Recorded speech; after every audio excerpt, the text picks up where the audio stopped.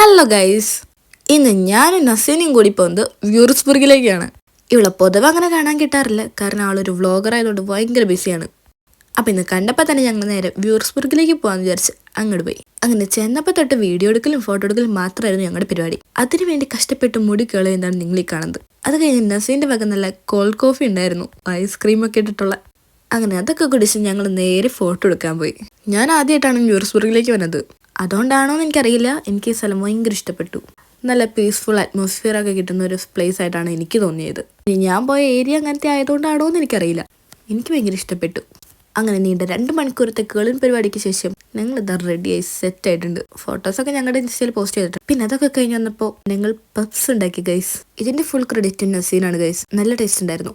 പിന്നെ നൈറ്റ് ആയപ്പോൾ ഞങ്ങൾ ബിഗ് ബോസ് ഒക്കെ കണ്ട് കിടന്നുറങ്ങി. കാരണം നാളെ രാവിലെ തന്നെ ഞങ്ങൾക്ക് സ്റ്റുഡ്ഗാർട്ടിലോട്ട് പോകണം.